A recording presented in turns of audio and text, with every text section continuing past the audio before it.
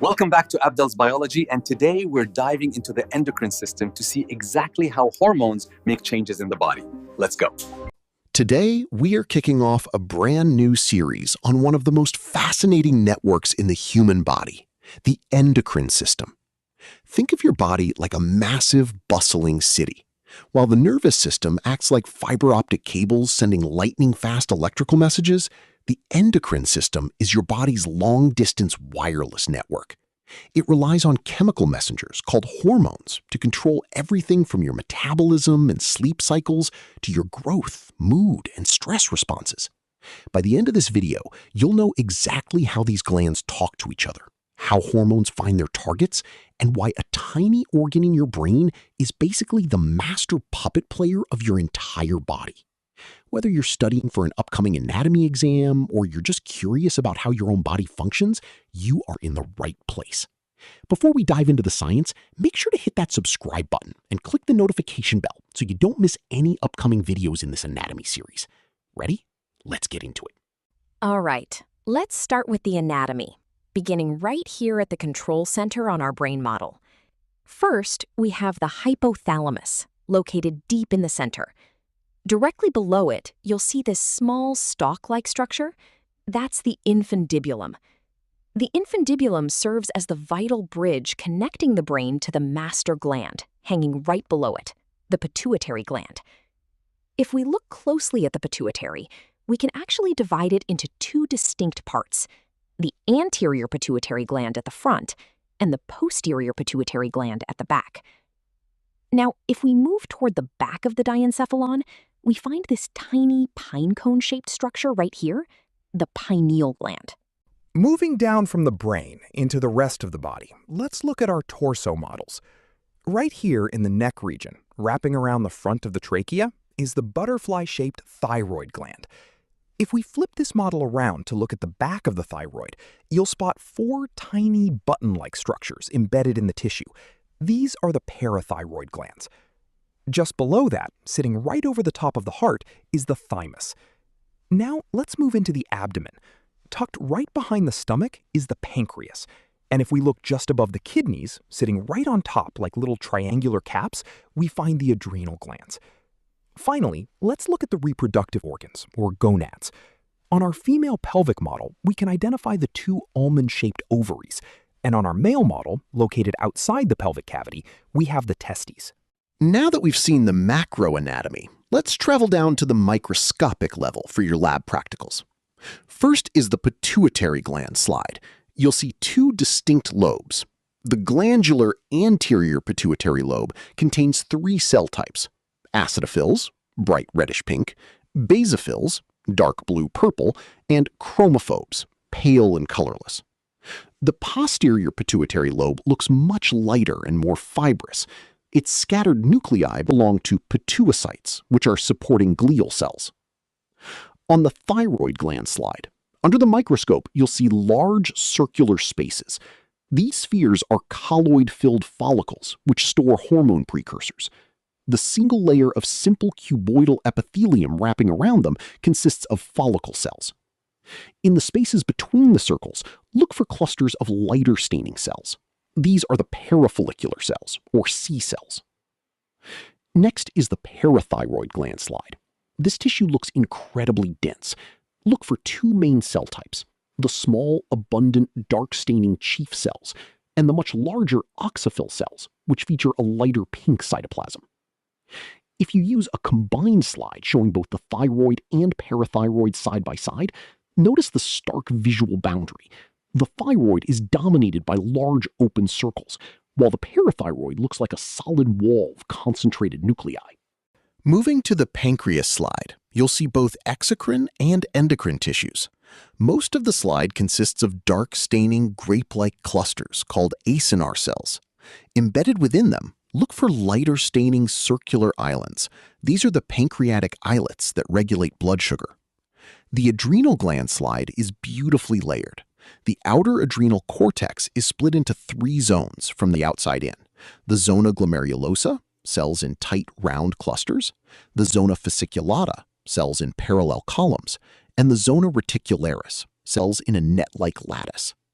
Deep to the cortex, the center is the adrenal medulla, containing large blood vessels. Next, the thymus gland slide is easily identified by its lobulated appearance, looking like distinct islands separated by connective tissue.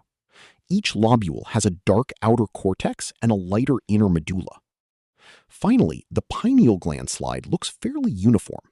Look closely at the nuclei to spot pinealocytes, which have larger, rounder, lighter staining nuclei, and glial cells, which make up about 5% of the cells and have small, darker, elongated nuclei. Note, gonad histology is covered in my reproductive system video. Today, we will memorize the endocrine hormones by thinking organ, section, hormone, class, function, and region. Think of your body like a massive, bustling city, and your endocrine glands are the wireless cell towers. Instead of texting, they send chemical messages called hormones directly into your bloodstream to keep everything running perfectly.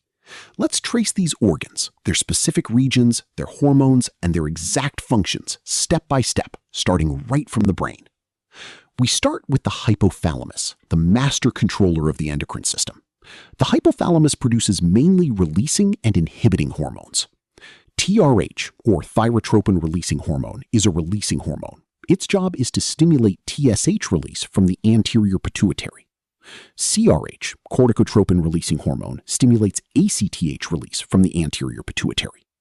GnRH, gonadotropin-releasing hormone, stimulates the gonadotropins, FSH and LH. PRH, prolactin-releasing hormone, stimulates prolactin release. Inhibiting hormones do the opposite. They reduce hormone release from the anterior pituitary. A simple memory idea is the hypothalamus tells the pituitary what to do. Now let's move to the pituitary gland.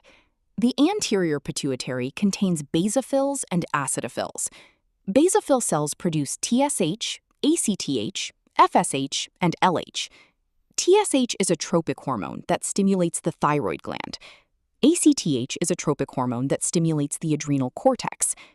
FSH is both a tropic hormone and gonadotropin. Its job is egg production in females and sperm production in males. LH is also a gonadotropin. It stimulates testosterone production in males and supports estrogen and progesterone production in females. Acidophil cells produce prolactin and growth hormone.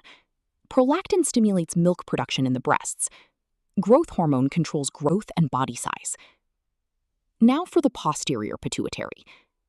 Oxytocin comes from the paraventricular nuclei and causes smooth muscle contraction, especially during labor and milk release. ADH, antidiuretic hormone, comes from the supraoptic nuclei and controls water balance. Think of ADH as add hydration. Next is the thyroid gland. Follicular cells produce T3 and T4. T3, triiodothyronine, and T4, thyroxine, increase metabolism. Parafollicular cells produce calcitonin. Calcitonin lowers blood calcium. Remember, calcitonin puts calcium tones down. Now, the parathyroid glands. Chief cells produce parathyroid hormone, or PTH. PTH increases blood calcium. A quick memory trick. PTH pulls calcium up. Now, the adrenal glands. The adrenal medulla produces epinephrine and norepinephrine. These hormones create the fight or flight response. Think medulla means emergency mode. The adrenal cortex has 3 layers. Zona glomerulosa produces aldosterone, a mineralocorticoid. Aldosterone controls water and electrolyte balance. Zona fasciculata produces cortisol and other glucocorticoids. Their main function is helping the body resist chronic stress. Zona reticularis produces androgens, called gonadocorticoids. Their functions include puberty, secondary sex characteristics, and sex drive. A memory trick for the cortex layers is salt, sugar, sex. Salt for aldosterone, sugar for cortisol, sex for androgens. Now the pancreas. Beta cells produce insulin. Insulin lowers blood glucose. Alpha cells produce glucagon. Glucagon increases blood glucose. Remember, insulin in, glucose down. Glucagon gone up. Now the ovaries. Estrogen helps breast development and regulates the menstrual cycle. Progesterone supports pregnancy, regulates the menstrual cycle, and prepares the breasts for lactation. Now, the testes. The testes produce testosterone, an androgen. Testosterone controls sex drive, sexual development, sperm production, and puberty. Next is the pineal gland. The pineal gland produces melatonin. Melatonin controls circadian rhythms and sleep cycles. Think melatonin equals moon time. Finally, the thymus gland. The thymus produces thymopoietins and thymosin. Their function is T-cell development for the immune system. Remember, thymus trains T cells. Here's the fast summary. Hypothalamus controls. Pituitary directs. Thyroid speeds metabolism. Parathyroid raises calcium. Adrenal responds to stress. Pancreas controls sugar. Ovaries and testes control reproduction. Pineal controls sleep. Thymus develops immunity. Thanks for watching Abdel's Biology. To see how these organs actually function, check out my endocrine physiology video next. See you there.